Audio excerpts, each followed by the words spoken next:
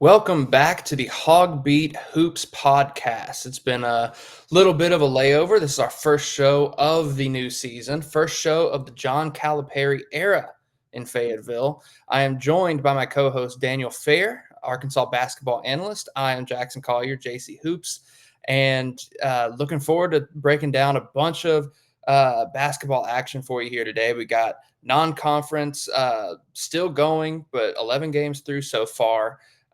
Reactions to the SEC, reactions to how Arkansas looked so far, looking at some depth conversations for the Razorback roster, what exactly this team could look like, and a bunch more. First things first, Daniel, give the microphone over to you for a bit. What are your initial impressions? We're 11 games in, new head coach, essentially a fully new roster. What are your early impressions? Yeah, it's been a fun 11 games so far. Started off slow. Kind of feels like things are picking up now here in the last few games, but it's been a fun 11 games to watch. I mean, I'm interested to see kind of how it all shakes out. Obviously, injuries and depth played a problem or played an issue in the first half of the non-conference slate, but it kind of looks like they're starting to gel together a lot more. And we'll see how that carries over into conference play, but a good reason to be optimistic so far. Yeah, no, absolutely. They had four major games coming into this non-conference slate. You go to Miami, you had Baylor on a neutral floor, you had Illinois on a neutral floor, and then you had Michigan on a neutral floor. Hogs managed to go 2-2 in those games. Miami probably not as good as many people expected them to be, which is also hurting Arkansas on the metrics a little bit.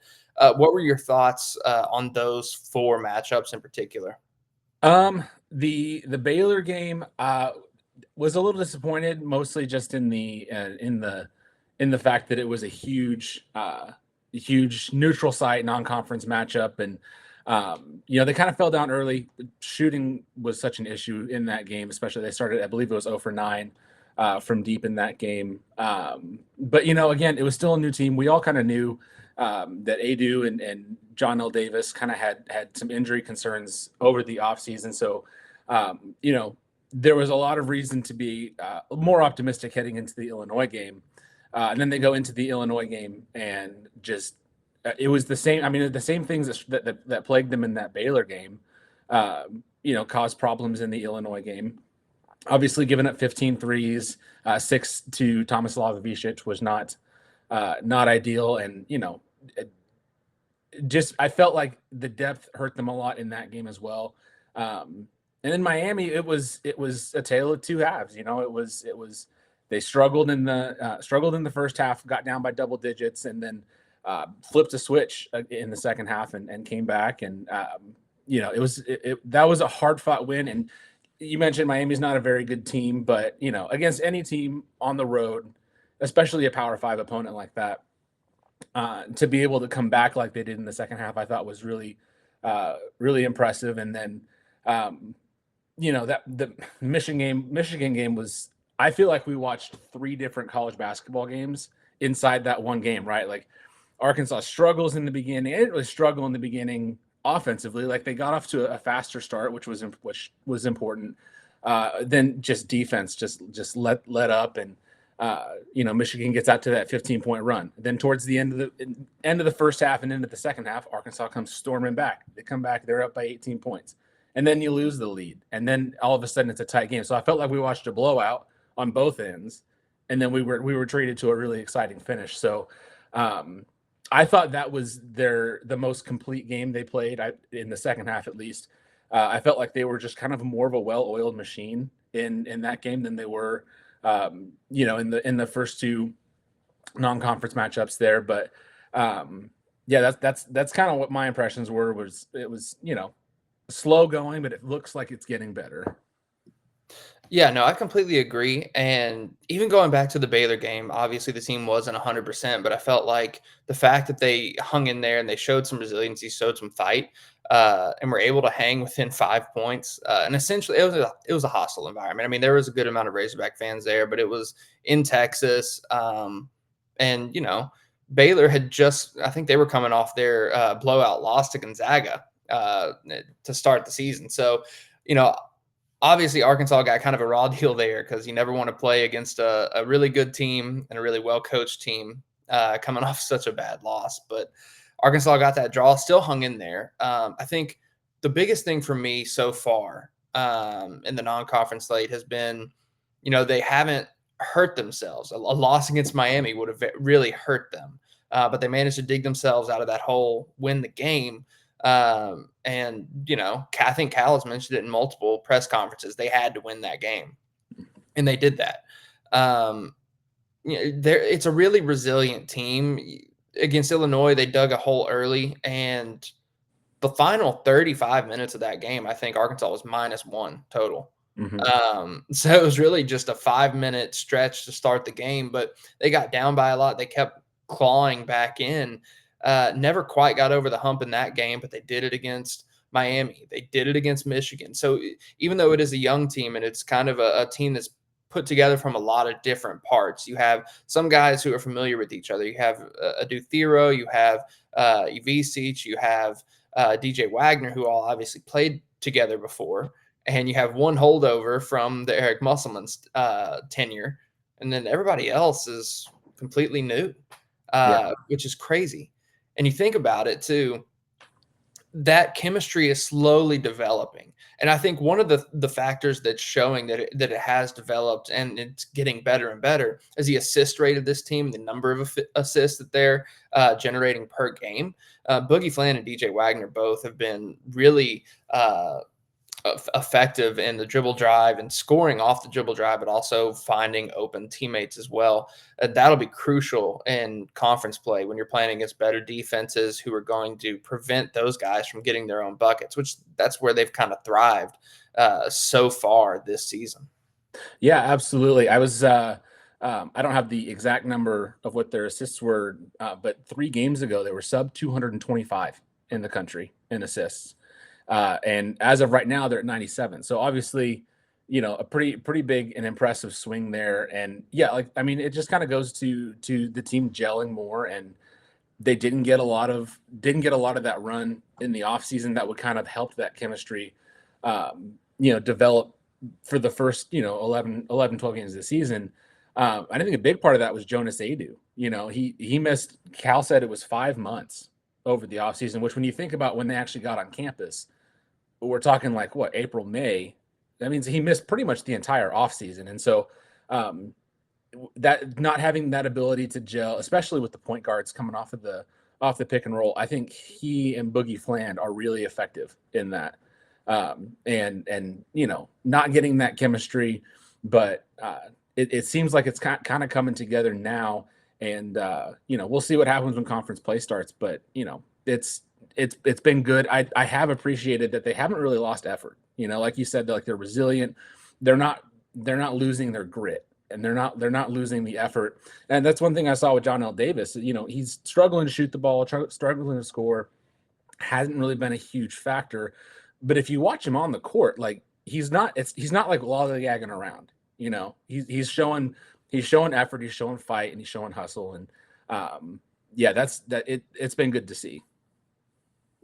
Yeah, 100%. And now Arkansas has 2 non-conference games left before taking on Tennessee to start conference play. They have North Carolina A&T and then Oakland coming up, I think, December 21st and December 30th. I think are the dates. Don't have them pulled up in front of me right this second.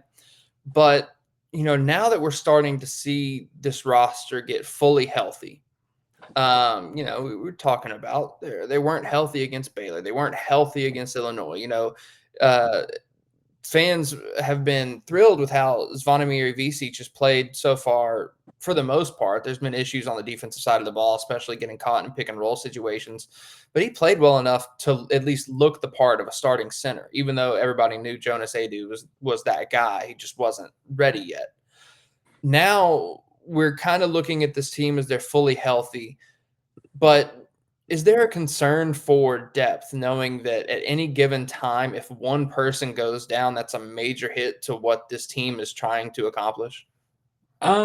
Yeah, in my opinion, obviously, yes, right? Depth plays a huge role in that. Calipari mentioned it himself after the Michigan game. He's like, I'm probably going to have to rework my my 9-man rotation idea. But I liked there are some issues with Big Z on the defensive end, but I liked that he got as much run as he did in the non-conference, because if a guy like Adu is gets into foul trouble, he's out for a game for whatever reason, like Big Z is serviceable. You're not going to be able to replace Jonas Adu in terms of replacing a 6'10", I think it's 265, I believe, all SEC level center, but you can manage without him and game plan without him if you have to. So I mean, it plays a huge factor in the in the grand scheme of things, but because they've dealt with those injuries so early on, I think it helps. That'll help them moving forward. In theory, if you have a key rotation of 9, like a core rotation of 9, you're set. I mean, that's typically a really good basketball team won't have to go beyond their 8th or 9th man. And I see a lot of people on social media, on Twitter, everybody talking, oh, well, Arkansas only has 9 scholarship players, which it's kind of misleading. The 13 guys are all on scholarship. They are legitimate scholarship basketball players. So they have 13 scholarship guys. Casimir Chavis, who is the 10th guy, was a 3-star recruit out of high school, legitimate point guard. I think he was even rated in the Rivals 150. Could be wrong there, but I mean, he's a legitimate basketball prospect. Melo Sanchez was in the D2 ranks and shot 40% from 3 on high volume. So those are guys who were there, and they have the potential to play some minutes. Now, I think on any team, if you're having to go to that 10th, 11th, 12th guy at any given moment, more often than not, you're going to be in trouble anyway. Mm-hmm. I mean, those aren't the type of guys that you typically want to or need to rely upon. So I think the concerns overall might be a little overblown. That just might have been an overreaction to the fact that they started the season so injured.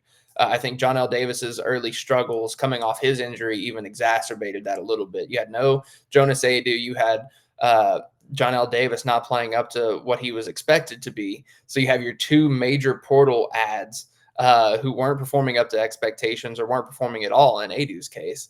And so I think that made fans kind of question the whole 9-man thing. Mm-hmm. I think, moving forward, you want to build that roster out a little bit more. But at this point, I'm also kind of giving Cal a pass a bit, because he had to come in April, May. He had to build an entire roster. He had to schedule he had to put together an entire non-conference schedule, and he had to build a coaching staff, among plenty of different other things. So I'll give him a pass on that. Long-winded way of saying I'm not necessarily worried about depth as long as they stay healthy. Injuries happen everywhere, but it kind of is what it is. Yeah, and I mean, looking back at the transfer portal season from last year, it's like you're not going to get a guy of even close to Adu's quality out of the transfer portal, knowing he's going to be the backup.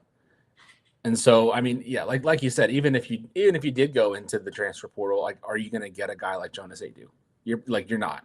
It's just not going to happen. So, yeah, I'm kind of with you on that. And I had that same thought earlier. Just it's not so much the amount of injuries as much as it is who it was that was injured. Because I mean, Davis and Adu were both expected to be like key contributors on this team, and missing them for so long, it had some problems that arose. Absolutely. Good grammar there. Yeah. No, so now that we are starting to see them healthy, though, we're seeing a full roster, kind of what this team was built to do, what this team was built to look like. You said, Michigan, they put together their best full game yet. I know the competition level, but UCA, they put together a really strong game there. They came out hot, which is the first time they started out really strong offensively this season. And they really never struggled at all in that game. They probably could have stretched it out a little bit more. Cal probably called the dogs off a little bit to respect the in-state opponent, whatever. But now that we're starting to see this, probably still not 100% completely, what do you think the ceiling for this team is as we move forward? Getting healthy, starting to gel a little bit more, getting guys like Boogie Fland going on all facets. I mean, he's kind of been going from the jump, scoring, Yeah. shooting, defending, but adding in John L. Davis, adding in Jonas Adu, and then getting all the production you're getting from Trevor Brazil on both sides of the floor. What do you think the ceiling is starting to look like for this team? I believe it was you that said that the ceiling before the season started was Final Four. Am I accurate? You said that on our board. I did say that. I said this. I was kind of broad with it. I said if everything happens exactly perfectly right with this team, they could go to the Final Four. I think I also said the floor was just missing the NCAA tournament or being a first round exit. Yeah, that's fair. I don't know that I'm ready to call them a Final Four team. I do think that they're a team that can make an extended run in March, especially, no more injuries, no more, all those things being, equal. I do think it's a team that can make a deep March run. But the SEC is so stacked. And, I think right now the entire conference as a whole is 152-21 as of today, as of this recording. The SEC And is literally the best conference in college basketball history right now. Like the metrics yeah, are pointing it to being the best college basketball conference in the history of the sport, which is insanity. absolutely. And the fact that you're playing through that, like, I don't know. Like, I don't think that they're a top 5 team in the conference now. And that's not a knock to Arkansas. That's just there are so many other incredible teams in the conference that I think your top 3 right now are probably Auburn, Tennessee, and they're going to hate me for saying it, but I think Kentucky.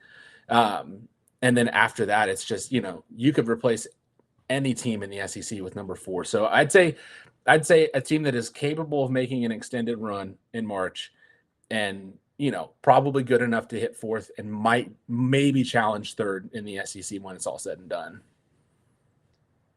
Oh, press the wrong button there. Just didn't want to be on anymore. No, I'm bailing out of here. But no, I think I agree with that. I might be a little bit less optimistic than I was at the beginning of the year. I might say Elite Eight is the ceiling now. Just knowing how good the conference is. But on the other hand, you don't play conference teams early in the NCAA tournament. Mm-hmm. So if you make it, then it's all about, well, you've been battle tested because you played in the best conference in the sport. Yeah. So, but I think I would still lean towards that Elite Eight kind of model as the ceiling. I think a reasonable expectation, I'll go this route. I think a reasonable expectation for Arkansas fans is winning at minimum 8 conference games. If you get to 8 and 10, you're golden. Anything above that is even icing on the cake. Not that fans should be like, oh, well, we did what we hoped to do. We went 8 and 10 in conference. It's not what I'm saying. I think that's a reasonable expectation for year one with how stacked the conference is, and knowing that Arkansas has 9 guys that they're running around with. But I will say, those 9 guys are very good. Boogie Fland has looked phenomenal. He's looked the part all along the way, which is a nice transition to some early season awards I wanted to potentially hand out. I'll give you the option of choosing who wins what awards. Okay. I will give you the name of the award, and let's see who you come up with. All right? Okay. Go for it. So let's give somebody the Hustle Player Award. Who gives all out effort, who hustles the most on both sides of the ball, doesn't necessarily impact in the box score. Who hustles the most on this team? Ooh, that's a tough one. There is the heart of me really wants to go Billy Richmond, but he just hasn't played enough in the last few games for me to give it to him. And I feel like every time he's on the floor, it's max effort. He's so good on the offensive boards, and it's straight up, it's just fighting for him.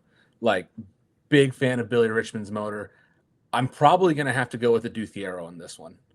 Just especially when he came in, we didn't expect him to have the impact that he's had on the team. But just all out. He played 21 minutes and he had the flu against Michigan. I feel like he's just that guy. Has no problem just throwing his body into the lane, drawing a foul, getting to the free throw line. Even if he's not a great free throw shooter, we'll throw that to the side. Feel like he's got that all out hustle, all out effort. I'm a big fan of Thero's game for the hustle award. Well, I'll give it to Billy Richmond since you won't, because Okay, that's fine. he is diving on the floor all the time. I mean, Thero does the same thing too, and I just feel like if we're giving away awards at this point in the season, Thero could just snag them all at this point. He's been such a difference maker, and really has exceeded any and all expectations from I think what a lot of people had. And the expectations he had coming into this season were even pretty high. He was entering his third year under Coach Cal. Everybody was raving about his athleticism, his effort, his defense, and saying, oh, if he could only develop a perimeter jump shot, he could be a lottery draft pick. Well, early on, he was shooting a little bit better from the perimeter, just kind of falling off a little bit, still looking like a lottery draft pick because he's still scoring at will, still getting to the free throw line and driving like a madman. Yeah. So Adou Thiero definitely deserves any and all mention, honor, credibility, but I'm still giving it to my guy Billy Richmond because I think he's done a great job so far of just being that ultimate hustle guy that I think every basketball team needs.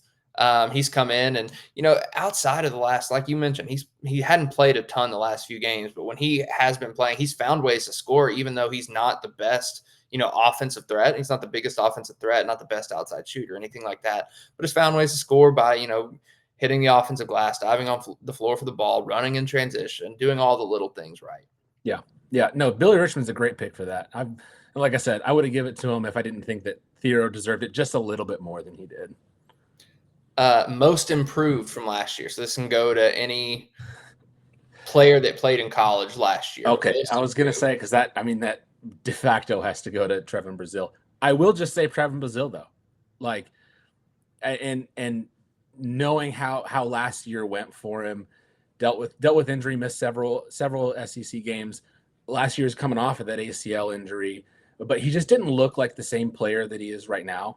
And part of that I think is Cal just unlocking that mental switch for him. But I think Trevin Brazile has been the most improved of the guys who played in college last year. I love his length. I love his athleticism, and it seems like the motor is finally like there, and like I kind of want to like the want to almost. It just that just seems to be like he seems to have that attack dog mentality he talked about in the offseason, and we're seeing that kind of play out in real time. And so he gets the most improved award for me. Yeah, and I think he has that motor on both sides of the ball too. I think he had it selectively on both ends of the floor last year, mainly on offense, and the year before that. But I think this year he is a full possession defender. He does not take any possessions off on the defensive side of the ball, which is massive for him because he's never been a really go-to defensive player outside of blocking some shots rotationally, like on help side. He is a really good one-on-one defender right now, which is what Arkansas needs. And it adds to the versatility of this team as a whole. Having him and Thero both be able to play the 3 and the 4 and defend the 3 and the 4 spot. And even both of them can even step up and defend a true 5 on the other, on the opposing team, depending on who that is. I mean, if it's a Hunter Dickinson, I might not stick Trevin Brazile on him, but for the most part, in the modern game, Brazile and Thero both can guard 3 through 5. And I think a big part of Brazile being able to do that has been unlocking the motor, like you said, on the defensive end. I think that's a great pick for most improved, but I think I'm going to go with DJ Wagner for mine. He's shooting over 40% from the three-point line right now. He is hitting his layups at a high rate, which I think one of the criticisms from Kentucky fans and beat writers alike was he loved to get downhill, but he struggled at finishing through contact. He's done a lot better in that aspect this season. He's defending at a high level. I think he's one of those guys. He came into college rated as a 5-star, one of the most highly rated players. If he were to come out of high school, would have been one of the most highly rated players ever to come to Arkansas. Didn't quite meet those expectations as a freshman, but was battling through a lot of injuries. And I think the fact that he's gotten healthy, and the fact that he's in his second year in the same system under Calipari and with largely the same coaching staff, I think the sky's the limit for him, and especially now that he's hitting so many shots on the perimeter, he's looking more and more like a legitimate draftable prospect again. Yeah. Yeah. Wagner's a fantastic pick, especially, I mean, like you said, his injuries, last year really hampered him, but he was never really known as a strong like 3-point shooter. Not in like a sniper level clip, but I feel like he's really improved that a lot. He has had 2 makes. This is like such a nitpicky thing.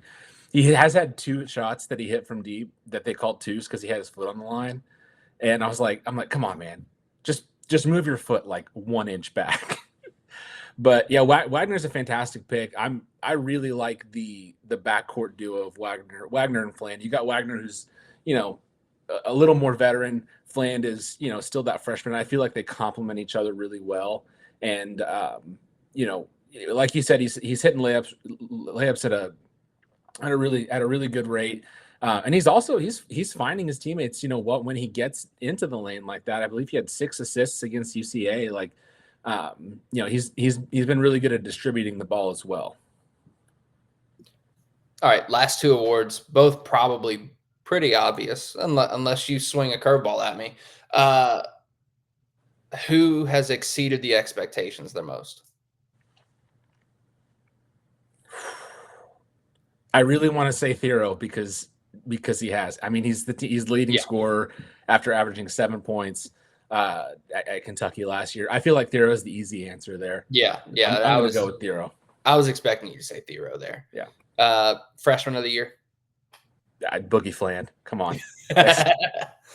Boogie Fland has.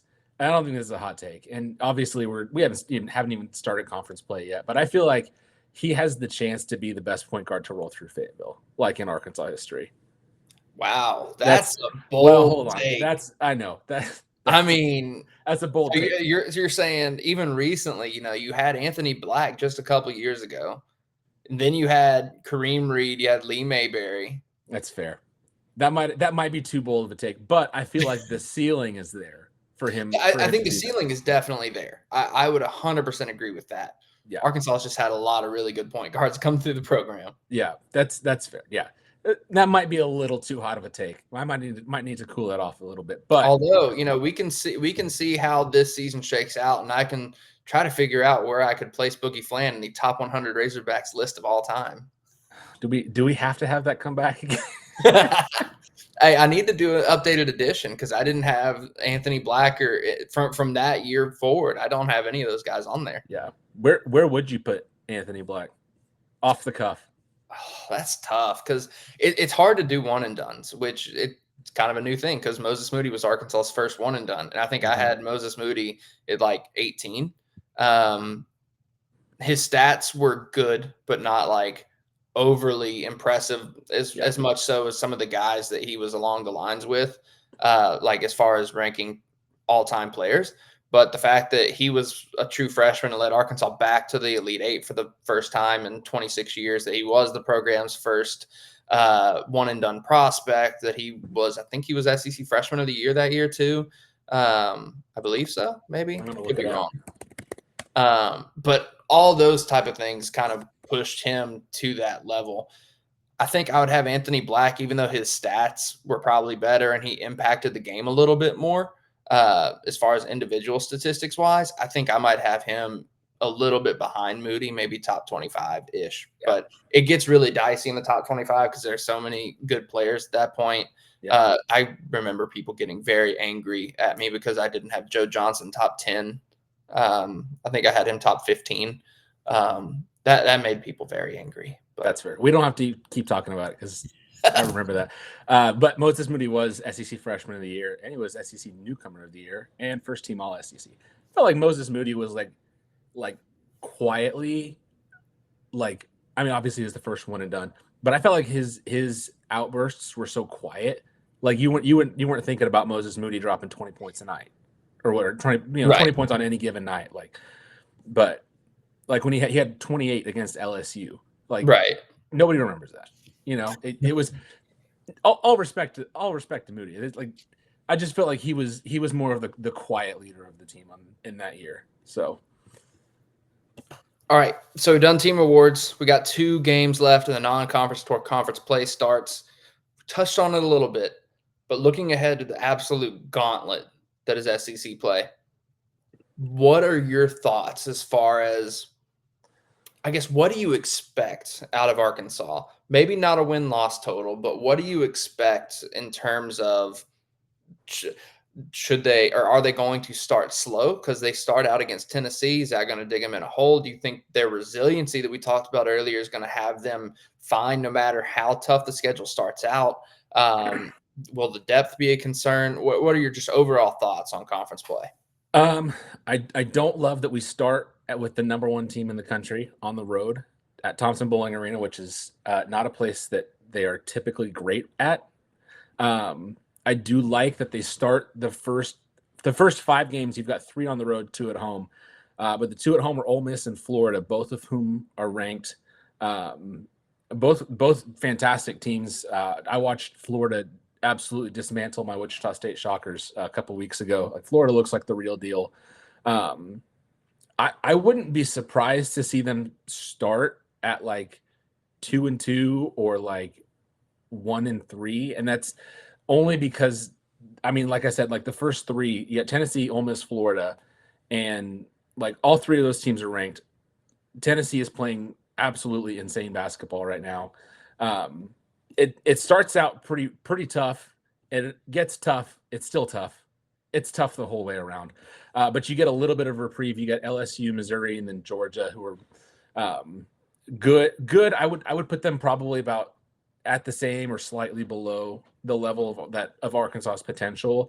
But I mean, I think that resiliency, obviously you'll see it in a game by game basis, but I think it'll be more prevalent throughout the rest of conference play, because, you know, you could lose 2 games in a row and you know, still come back and you know, rattle off another 3 straight. You know, it's it'll be a tough schedule. Ken Palm's got them at 8-10 as the predicted their predicted record, which they're spot on right now. They predicted Arkansas to be 9-2 at this point, with those 2 losses to Baylor and to Illinois.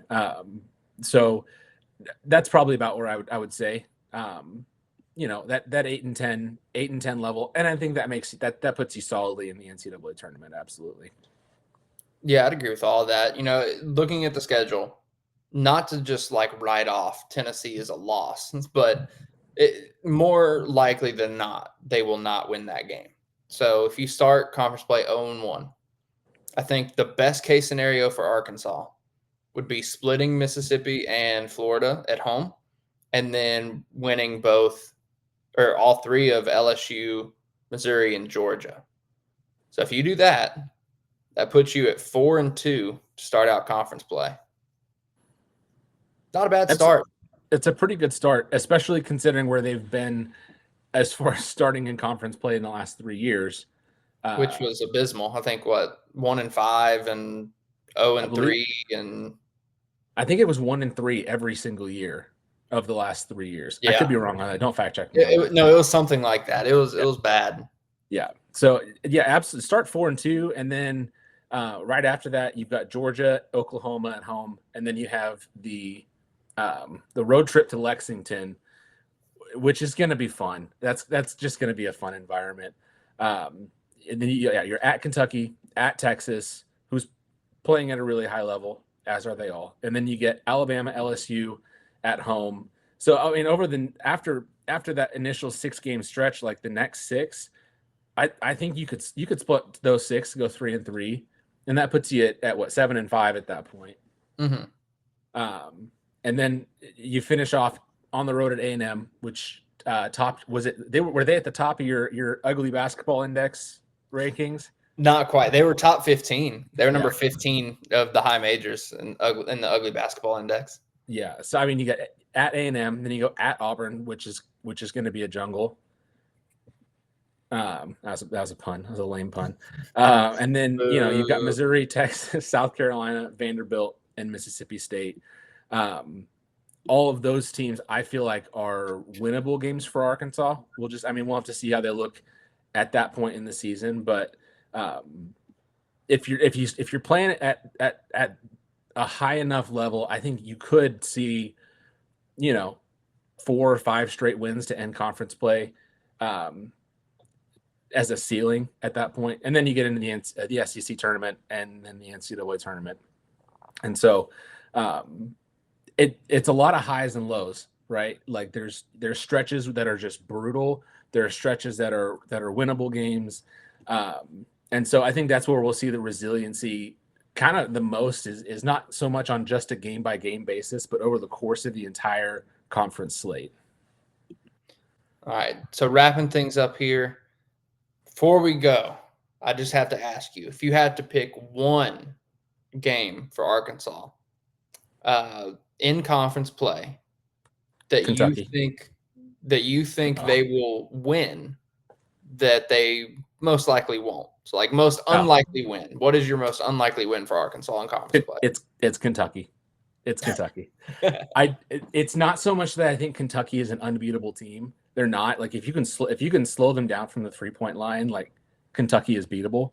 But going into an environment like Rupp Arena, after the vitriol that both fan bases have had towards each other, the fact you're going into the hostile territory right there, I don't know. I don't think that's a game Arkansas will win personally, but if I had to pick a game that I don't think they'll win that they do, that would be the one.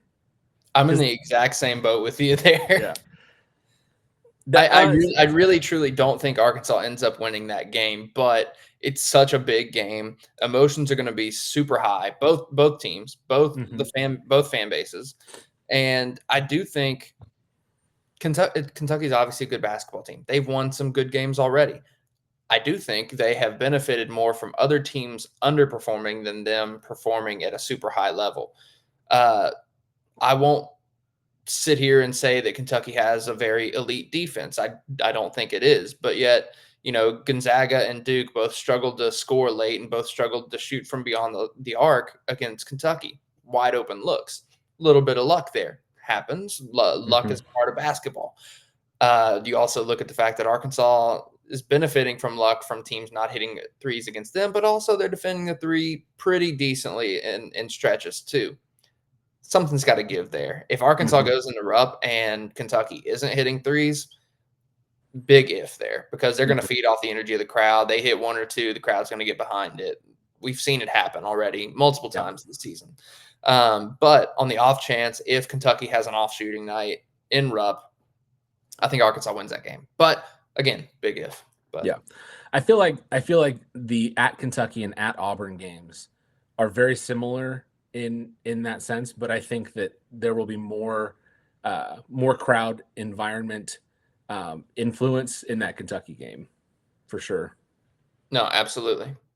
So, all right, Daniel, any closing words, any closing thoughts before we wrap it up here?